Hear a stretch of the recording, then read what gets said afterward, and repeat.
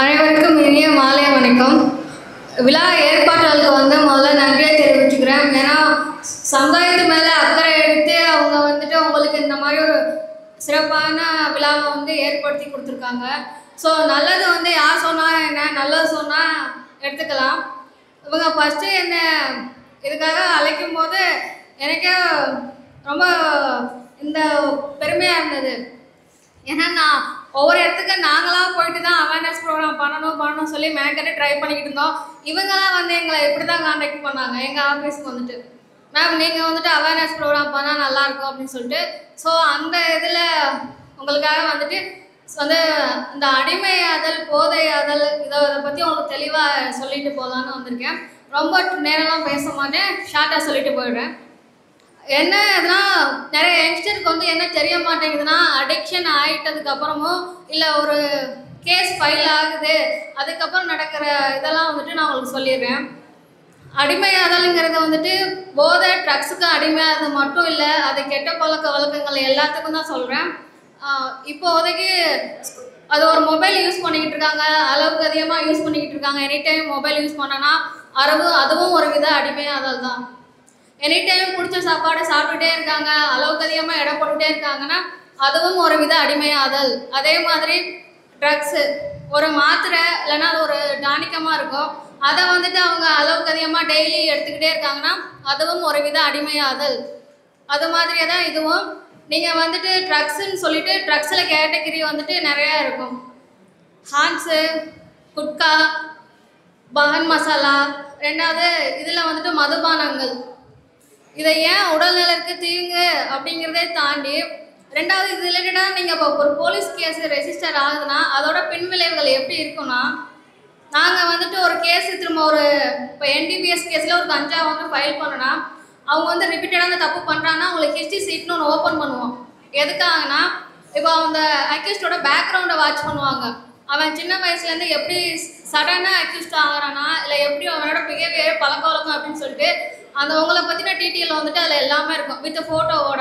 உங்களோட ரிலேட்டிவ் யார், எதனால் அவங்க அந்த கிரைமுக்கு வந்தாங்க, எப்படி ஆச்சுன்னு சொல்லிட்டு இதெல்லாம் இது பண்ணுவாங்க. ஒரு மினிமமாக ஒரு ஹிஸ்ட்ரி சீட் ஓப்பன் பண்ணால் அது 2 வருஷத்துக்கு மெயின்டைன் ஆகும். என்ன சொல்லிடுறாங்கன்னா இப்போ யங்ஸ்டர்கிட்ட ஏன் இந்த பழக்கம் வருதுன்னா ஒரு 3 விதமாக கேட்டகரியில் பிரிக்கலாம்.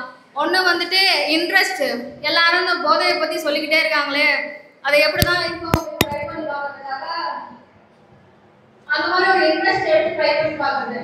செகண்ட் ஒன்று தெரியாமல் போய் அதை ஃப்ரெண்ட்ஸு யாராவது அவங்க பழக்க வழக்கம் சரியில்லாத நண்பர்கள் கூட சேர்த்துட்டு அவங்க பழக்கப்படுத்தி வருவதனால இருக்கும். மூணாவது அவங்களாம் இது நம்ம அந்த பழக்கத்துக்கு போகணும்னு போய் மாட்டிக்கிறது. இந்த 3 கேட்டகரி போனதுக்கு அப்புறம் அவங்க அதுலேருந்து ஒரு டைம் தான் அட்டன் பண்ணிக்கலாம். இப்போ நான் வந்ததுக்கு அப்புறம் பார்த்தப்போ சம் அக்யூஸ்ட் திரும்பவும் அந்த சொன்ன டிசிசி ஓப்பன் பண்ணா நாங்கள் ஒரு 2 வருஷத்துக்கு அவங்கள ஃபாலோ பண்ணுவோம். 2 வருஷத்துக்கு அவங்க பிஹேவியர் எங்கெங்க போறாங்க எங்கெங்க வராங்க ஃபாலோ பண்ணிக்குவோம். நான் போய் வாட்ச் பண்ணாம என்ன சொல்றாங்கன்னா, காலேஜ் முடிச்ச சமயத்துல தெரியாம ஃப்ரெண்ட்ஸ் ஒருத்தவங்க பாய் போட்டாங்க, நான் ஒரே ஒரு டைம் தான் சாப்பிட்டேன் மேடம், ஏன் எங்களை திரும்ப திரும்ப பார்த்துட்டே இருக்கீங்கன்னா அதுதான். எப்போதுமே ஒரு நல்லது செய்யறோம்னா அது நம்ம திரும்ப நல்லது டபுளா திரும்ப கிடைக்கும், ஒரு கெட்டது செஞ்சோம்னா நம்ம டபுளா திரும்ப செய்யறோம். ஸோ நீங்க கெட்ட பழக்கத்துக்கு போக ஆரம்பிச்சீங்கன்னா அதோட பின்விளைவு டபுளா உங்களுக்கு திரும்ப கிடைக்கும். நீங்களே வீட்டுக்கு திரும்ப போகணும்னு நினைச்சாலும் போக முடியாது. ஸோ எதுக்காக இந்த மாதிரி ஒரு பழக்கத்தை ஒரு நல்ல பாதையை காமிச்சு இதுல போகணும்னு சொல்றாங்கன்னா அதுக்கு இதான் ரீசன். செகண்ட் ஒன்று ஸ்கூல் பசங்களுக்கு என்ன அட்வைஸ் பண்ணுவேன்னா, இந்த மாதிரி உங்களுக்கு என்னோட மொபைல் வாட்ஸ்அப் நம்பர் போதை பழக்கத்து ரிலேட்டடாக நான் ஒரு மொபைல் எங்கள் திருவாரூர் டிஸ்ட்ரிக்ட்ல அனௌன்ஸ் பண்ணியிருக்கோம். நான் மோஸ்ட்லி நான் போகிற ஸ்கூல்லாம் சொல்லிட்டு தான் இருக்கேன். இப்போ உங்களுக்கு என்னோட mobile number with toll free number சொல்லிட்டு போகிறேன். உங்களுக்கு இந்த மாதிரி கரெக்டாக இல்லை பக்கத்தில் கடையில் விற்கிறாங்க எதுவும் அந்த மாதிரி ஒரு தகவல் கிடைச்சதுன்னா நீங்கள் டேரெக்டாக அந்த நம்பருக்கு வாய்ஸ் மெசேஜ் இல்லைன்னா ஃபோட்டோ எல்லாம் கால் பண்ணி சொல்லலாம். இது என்னோட வாட்ஸ்அப் நம்பர் தான். நீங்கள் சொல்லலாம். சொல்ல வரவங்களோட பேர் அவங்களோட எந்த தகவலும் வெளில சொல்ல மாட்டோம், நோட் பண்ணிக்கோங்க என்ன மொபைல் நம்பர்.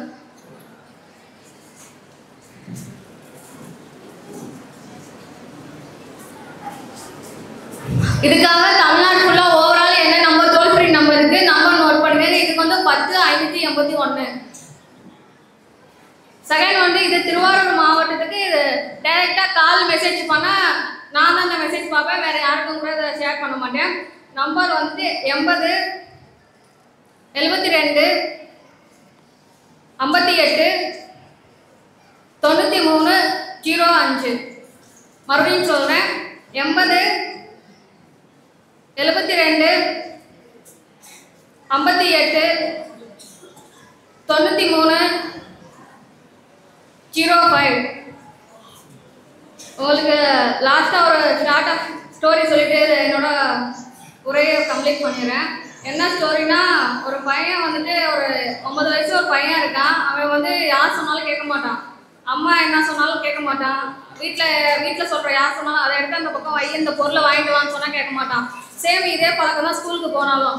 ஸ்கூலில் வந்து டீச்சர் வந்துட்டு கிளாஸில் போய் உட்காரு பேசாதன்னு சொன்னாலும் கேட்க மாட்டான். அதே மாதிரி ஸ்கூலில் பேசிக்கிட்டே இருப்பான், அவங்க சொல்கிறதையும் கேட்கறது இல்லை. ஃப்ரெண்ட்ஸ்லேயே இப்போ லீடராக இருப்பாங்க, இல்லைன்னா அவங்க ஃப்ரெண்ட்ஸ்கிட்டே எது சொன்னாலும் கேட்க மாட்டான். அவனுக்கு மனசுக்குள்ள ஒரு ஆசை கிளாஸ் லீடராக ஆகணும்னு சொல்லிட்டு அவன் ஆசைப்பட்ட மாதிரியே ஒரு நாள் லீடராக ஆகுறான். லீடராக ஆனதுக்கப்புறம் இவன் சொல்கிறத வந்துட்டு கிளாஸ் ஸ்டூடெண்ட்ஸ் கேட்க மாட்டேங்கிறாங்க. என்ன சொல்கிறாங்கன்னா, நான் லீடராக இருக்கும்போது நீ என் பேச்சு கேட்கல, இப்போ நீ லீடராக இருக்கும்போது நான் அவங்க பேச்சு கேட்க மாட்டேன்னு சொல்லிட்டு இவன் கேட்க மாட்டேங்கிறான். ஸோ இவன் அழுதுட்டு வந்து வீட்டில் அவங்க அப்பாட்ட சொல்கிறான், என் பேச்சை வந்து யாருமே கேட்க மாட்டேங்கிறாங்க, அதனால நான் என்ன பண்ணட்டும் அப்படின்னு சொல்லிட்டு அழுதுட்டு கேட்குறான். அதுக்கு அவங்க அப்பா என்ன சொல்கிறாங்கன்னா, நீ வந்துட்டு மற்றவங்க சொல்கிறத வந்து காது கொடுத்தோ இல்லை கவனம் எடுத்த கேட்குறதே இல்லை, இனிமையாவது உன் ஃப்ரெண்ட்ஸும் உன்னோட கிளாஸில் உள்ள பசங்க என்ன சொல்ல வராங்கிறத கவனி, சொல்கிறத கேட்டுட்டு அவங்க சொல்கிறத எது நல்லதோ அதை எடுத்துக்கோ, அப்போ தான் உனக்கு இதுக்கான சொல்யூஷன் கிடைக்குன்னு சொல்கிறாங்க. அதே மாதிரி அந்த பையனும் இனிமேல் ஸ்கூலில் பழக்க வழக்கத்தை மாதிரி கேட்க ஆரம்பிக்கிறான்.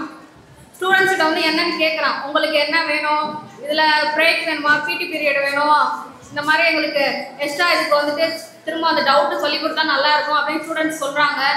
அதை கேட்டுட்டு அவன் ஃபாலோ பண்ணான். ஸ்டூடெண்ட்ஸ் வந்து அதை வந்து அதுக்கப்புறம் அவங்க சொல்கிறத கேட்கும்போது லீடராக நல்லா பண்ணிட்டான்.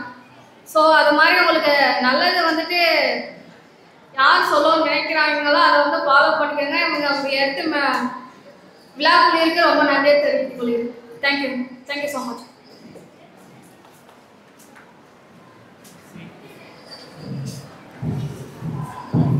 சிறந்த முறையிலே மதுவை குறித்தான ஒரு விழிப்புணர்வை கொடுத்த திருமதி பவானி அவர்களுக்கு நன்றி. அதனைத் தொடர்ந்து அவர்களுக்கு நினைவு பரிசை வழங்குமாறு முத்துப்பேட்டை பைத்துல் மால் முஸ்லிமின் தலைவர் ரியாஸ் அவர்களை கேட்டுக்கொள்கிறேன்.